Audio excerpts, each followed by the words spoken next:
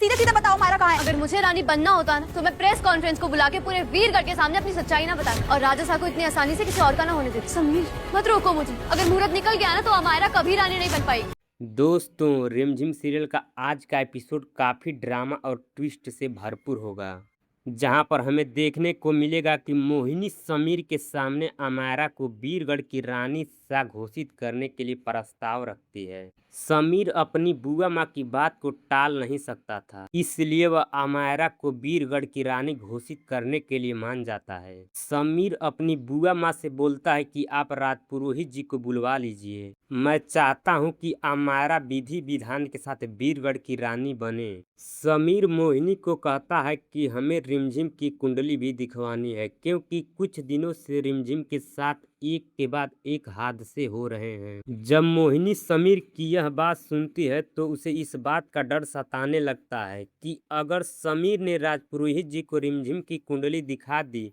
तो वह बता देंगे कि रिमझिम पर खतरा समीर के कुंडली दोष के कारण है और सबको पता चल जाएगा कि समीर की असली पत्नी अमायरा नहीं बल्कि रिमझिम है। इसलिए मोहिनी और अमायरा मिलकर एक प्लान बनाते हैं और वह महल में नकली राजपुरोहित जी को बुलाते हैं। लेकिन यहाँ पर एक कहानी में एक और ट्विस्ट देखने को मिलता है। कार्तिक नकली राजपुरोहित जी को बेहोश करके खुद राजपुरोहित जी बनकर महल में चला जाता है। कार्तिक का सिर्फ एक ही मकसद है, रिमझिम को समीर और उसकी शादी का सच बताना। समीर राजपुरोहित जी को कहता है कि रिमझिम की कुंडली देखकर बताइए क्या दोष है। राजपुरोहित जी रिमझिम की कुंडली ध्यान से देखते हैं और बताते हैं कि रिमझिम की कुंडली में कोई दोष नहीं है, बस बुआ सा का प्रभाव है। राजपुरोहित जी रिमझिम को एक रक्षा पोटली देते हैं और कहते हैं कि इसे अपने कमरे में ले जाकर ही खोलना, तुम्हारी सुरक्षा करेगी। वहीं रिमझिम सीरियल के आने वाले एपिसोड में हमें देखने को मिलेगा अमायरा को वीरगढ़ की रानी घोषित करना है, लेकिन अमायरा महल से गायब होती है, जिससे मोहिनी को लगता है कि अमायरा को गायब करने के पीछे रिमझिम का ही हाथ है। मोहिनी रिमझिम को कहती है कि सीधे सीधे बताओ अमायरा कहाँ है, लेकिन रिमझिम मोहिनी को जवाब देती है कि मुझे नहीं पता कि अमायरा कहाँ है, और अगर मुझे रानी बनना होता ना तो राजा शाह को इतनी आसानी से किसी और का नहीं होने देती। यह कहकर रिमझिम अमायरा को ढूंढने चली जाती है, क्योंकि रानी घोषित करने का मुहूर्त निकलने वाला ही था। दोस्तों,